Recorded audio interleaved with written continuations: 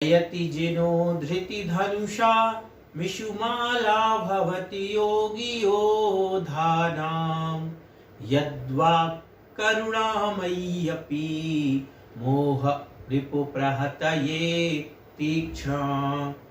अनित्य पंचाशत तीसरे प्रकरण में हम 10 श्लोक देख चुके हैं। अब 11वां श्लोक देख रहे हैं।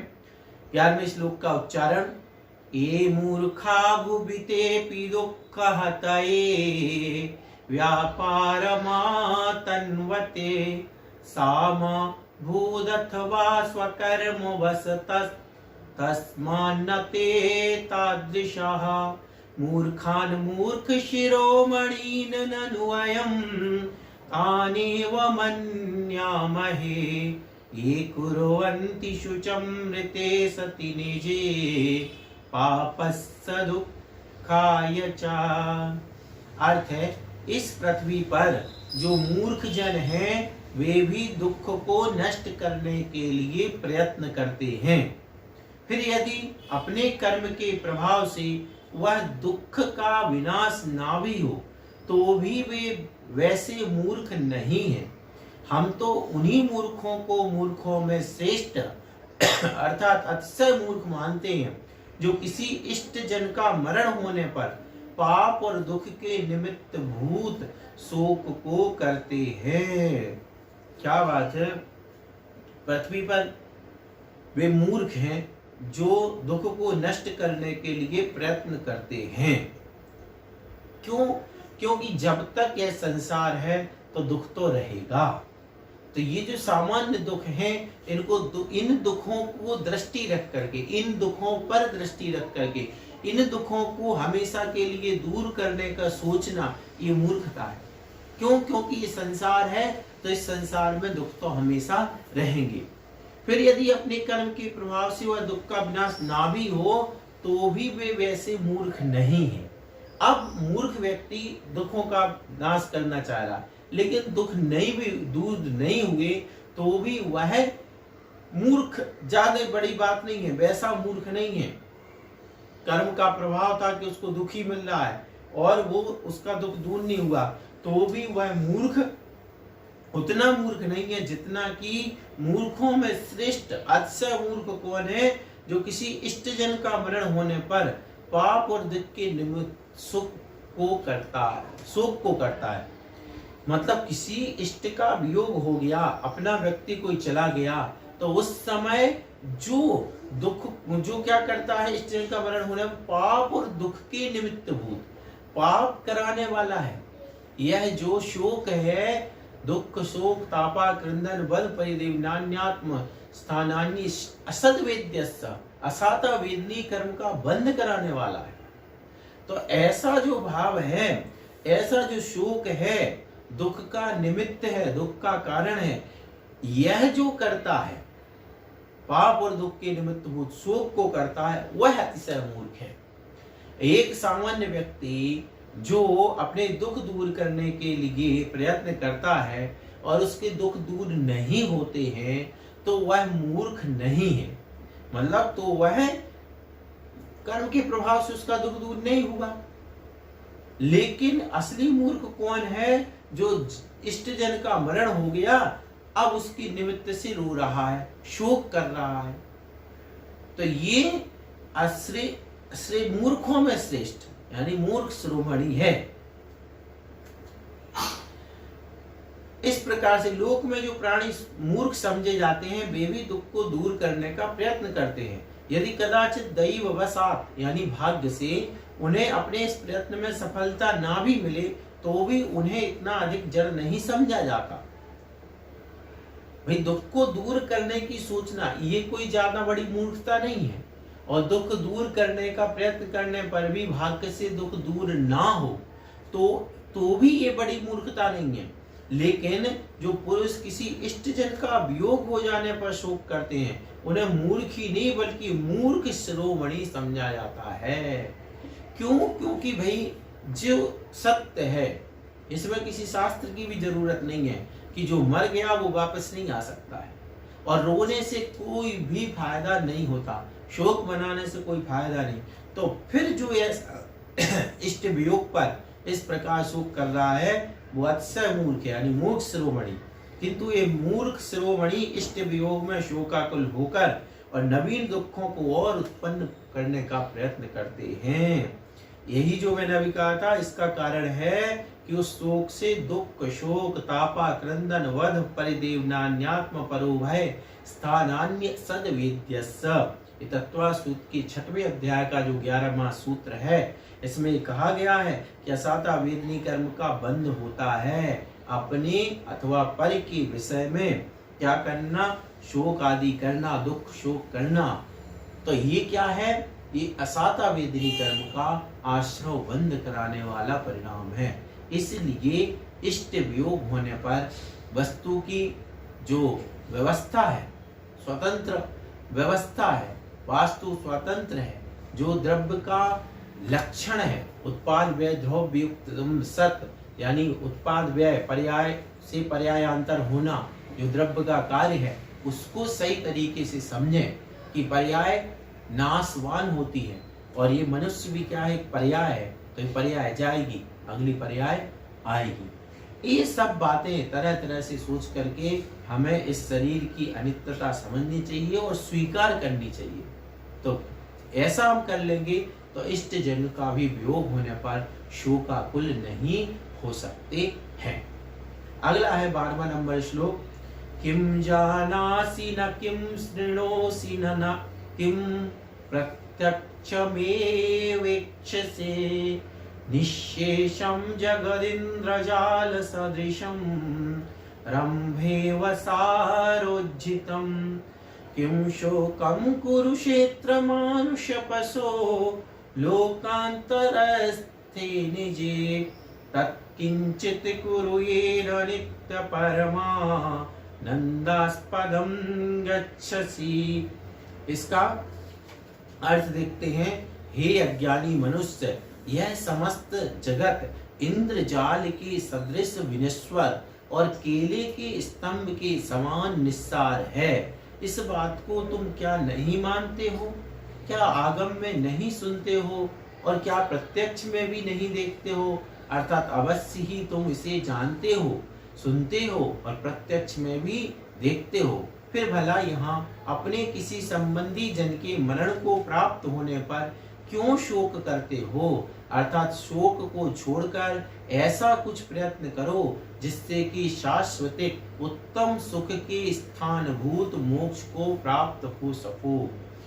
तो 3 बातें कही गई हैं कि यह जो संसार है, जगत काय स्वभाव हुआ संवेग वैराग्यार्थम। तो यह जो संसार है, यह कैसा है? इंद्रजाल के समान विनश्वर है। जैसे कोई मायावी माया से जादूगर कुछ जादू से हाथ की सफाई से कोई चीज दिखाता है, वह कितनी देर तक रहती है? किसी इंद्रजाल जो मायावी है, उसने मान के चलो धूल से सिक्का बनाया, तो धूल से सिक्का उसकी हाथ की सफाई कितनी देर के लिए? थोड़ी देर। अगर ऐसे ही नोट सिक्के बनने लगे तो क्या फिर वो नोट पे नाटक रोड पे नाटक करेगा क्या? फिर तो नोट नहीं छाप लेगा घर पे। इसका मतलब ये सत्य नहीं है, ये क्षणिक है। इसी प्रकार से इंद्रजाल के समान ये एक बात तो संसार है, दूसरी बात केले के स्तंभ के समान निस्सार है। एक तो क्षणिक हो गया, दूसरा निस्सार। जैसे केले के पत्ते को तोड़ते जाओ, पत्ते के नीचे पत्ता, पत्ते पत्ता पत्ता, वो ऐसे पूरा निकलता जाएगा, उसमें से कुछ भी निकलने वाला नहीं। फिर इस बात को तुम क्या नहीं मानते हो? क्या आगम में नहीं सुनते हो? ये आगम में ये सब बातें तो चलती हैं, ये नहीं सुनी क्या? और क्या प्रत्यक्ष में नहीं देखते हो? क्या प्रत्यक्ष में क्या मतलब? ये संसार कैसा है? विनाशी है, क्षणिक है। दूसरी बात, केले के स्तंभ के समान। केले के स्तंभ मतलब केला का जो पेड़ है, पेड़ का जो तना है, वह कैसा है? उसको छीलते जाओ तो कुछ नहीं निकलने वाला। तो छिलके उतरते उतरते वो खत्म हो जाएगा, लेकिन उसमें से कुछ निकलने वाला नहीं है। ऐसी संसार है। हम संसार में से चाहे कुछ मिल जाए तो कुछ भी मिलने वाला नहीं है। इस प्रकार से यह संसार असार है। अब प्रत्यक्ष में भी देखते हो, प्रत्यक्ष में ये सारी बातें देखी जाती हैं। फिर भला यहाँ अपने किसी संबंधी जन के मरण होने पर शोक क्यों करते हो?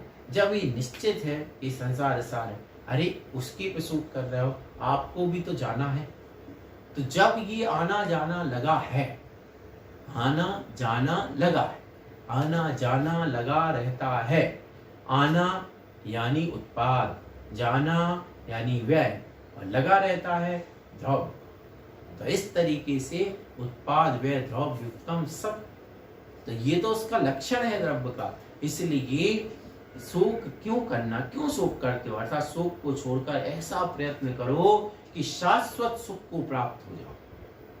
तो ये सब अपन जानते हैं, सरल है। अगला श्लोक देखते हैं, 13वां नंबर श्लोक।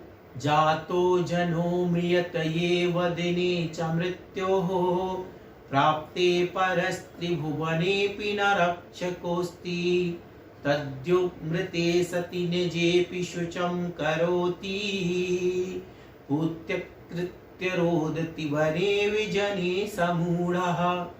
अर्थ है, जो जन उत्पन्न हुआ है वह मृत्यु का दिन प्राप्त होने पर मरता ही है। उस समय उसकी रक्षा करने वाला तीनों लोकों में कोई भी नहीं है। इस कारण जो अपने किसी इष्ट जन के मरण को प्राप्त होने पर शोक करता है, वह मूर्ख निर्जन वन में चिल्ला करके रोता है। अभिप्राय यह है कि जिस प्रकार जन शून्य वन में रुदन करने वाले के रोने से कुछ भी प्रयोजन सिद्ध नहीं होता है, उसी प्रकार किसी इष्ट जन को मरण को प्राप्त होने पर उसके लिए शोक करने वाले के भी कुछ प्रयोजन सिद्ध नहीं होता है, बल्कि उससे दुखदायक नवीन कर्मों का बंध ही होता है। वही इष्ट वियोग की बात चल रही है कि जो उत्पन्न हुआ है वह मृत्यु का दिन प्राप्त, जब जिस दिन आयु पूर्ण हुई वो मरेगा। उस समय उसकी रक्षा करने वाला कोई नहीं, तीनों लोकों में कोई नहीं। प्राप्ते परस त्रिभुवनेऽपि ना कोपी रक्षको अस्ति, तीनों लोकों में कोई रक्षक नहीं होता। मणि मंत्र तंत्र बहु होई मरते न बचावे हुई, तो उस समय कोई नहीं बचा सकता। इस कारण जो अपने इष्ट जन के मरण को प्राप्त होने पर शोक करता है, अब जब इतना सब कुछ समझ लिया उसके बाद जो शोक, वह मूर्ख निर्जन वन में चिल्ला करके रोता है।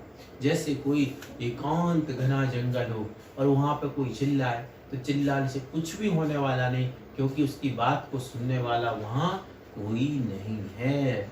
अभिप्राय यह है कि जिस प्रकार जनशून्य वन में रुदन करने वाले के रोने से कुछ भी प्रयोजन सिद्ध नहीं होता, मतलब वह जंगल में रोता रहे, कोई सुनने वाला नहीं है, इसी प्रकार जो मर चुका है उसके सामने रुदन करने से कोई सिद्धि होने वाली नहीं है। इसलिए शोक करने वाले के कुछ भी प्रयोजन सिद्ध होता नहीं है, बल्कि दुखदायक नवीन कर्मों का बंध होता है। जो अपने और पर के विषय में शोक करता है तो असाता वेदनी का बंध होता है। इसलिए आचार्य कहते हैं कि शोक नहीं करना चाहिए। संसार का स्वभाव भी अनित्यता के है, असार है, वो भी समझा दिया, आगम से भी बता दिया है। अब बस इसके बाद समझने की बात है कि इष्ट वियोग होने पर शोक नहीं करें, और अनित्यता को जोड़ करके अपन को चलना है कि ये अनित्य हैं। अनित्य पंचाशत है, क्योंकि तो अनित्य पंचाशत प्रकरण का नाम है ये चीजें शरीर आदि अनित्य हैं। अब इसके बाद 14वें नंबर का श्लोक है, देखते हैं। इष्टक्षयो यदिहते यदनिष्टयोगः पापेन तद्भवति जीवपुराकृतेन शोकं करोषि किमु तस्य कुरु प्रणाशं पापस्य तौ न भवतः पुरतोऽपि न। अर्थ है, हे जीव, यहाँ जो तेरे लिए इष्ट का वियोग और अनिष्ट का संयोग होता है वह तेरे पूर्व कृत पाप के उदय से होता है। इसलिए तू शोक क्यों करता है? उस पाप के ही नाश करने का प्रयत्न कर, जिससे कि आगे भी दोनों इष्ट वियोग और अनिष्ट संयोग ना हो सके। इतनी अच्छी बात कह रहे आचार्य महाराज कि क्यों ऐसा करते हो भाई, इष्ट वियोग हुआ है, शोक करने से कोई मतलब नहीं है। ऐसा काम करो जिससे इष्ट वियोग अनिष्ट संयोग हो गए ही नहीं। इष्ट वियोग यानी जो हमें प्रिय है उसका बिछड़ जाना, अनिष्ट संयोग जो हम नहीं चाहते वो मिल जाना। तो ऐसी स्थिति नहीं आए, मतलब ऐसा काम करो, ऐसा कर्म करो कि जिससे ऐसी स्थिति उत्पन्न ना हो। हे जीव, यहाँ जो तेरे लिए इष्ट का वियोग और अनिष्ट का संयोग होता, वो कैसे होता है? तेरे पाप कर्म की वजह से। तो पाप कर्म की वजह से होता है, तो ये पाप को नाश करने का प्रयत्न करो। पाप मूल जड़ क्या है? दुख जड़ नहीं है। दुख के पीछे जो किया गया हमारा कर्म है, उस कर्म के फल से दुख प्राप्त हो रहा है। तो इष्ट वियोग क्यों हो रहा? पाप उदय से। तो पाप को नाश करने का प्रयास करो। यहाँ पर यह बताया जा रहा है कि जिस पाप के कारण आपको तकलीफ हो रही है, इष्ट वियोग हो रहा, पाप कर्म के उदय से ये हो रहा है, इष्ट वियोग या अनिष्ट संयोग, तो उसकी जो मूल पाप है, मूल जड़ पाप है, उस पाप को समाप्त करने का पुरुषार्थ करना चाहिए। ना रहेगा बांस, ना बजेगी बांसुरी। यानी जो मूल जड़ है पाप, उस पाप को ही खत्म कर दो। एक श्लोक और देखते हैं। नष्टे वस्तुनि शोभनेऽपि हि तदा शोकः समारभ्यते तल्लाभोऽथ यशोऽथ सौख्यमथवा धर्मोऽथवा स्याद्दिदि यद्येकोऽपि न जायते कथमपि स्फारहि प्रयत्नैरपि प्रायस्तत्र सुधीर्मुधा भवति कः शोकोग्ररक्षोवशः। अर्थ है, मनोहर वस्तु के नष्ट हो जाने पर यदि शोक करने से उसका लाभ होता है, कीर्ति होती हो, सुख होता हो अथवा धर्म होता हो, तब तो शोक का प्रारंभ करना ठीक है। परंतु जब अनेक प्रयत्नों के द्वारा भी उन चारों में से प्रायः कोई एक भी नहीं उत्पन्न होता है, तब भला कौन सा बुद्धिमान मनुष्य व्यर्थ में उस शोक रूपी महाराक्षस के अधीन होगा? अर्थात कोई नहीं। क्या मतलब? मनोहर वस्तु है, हमें जो प्रिय है, अच्छी लगती है और नष्ट हो गई, शोक करने से उसका क्या लाभ होता है?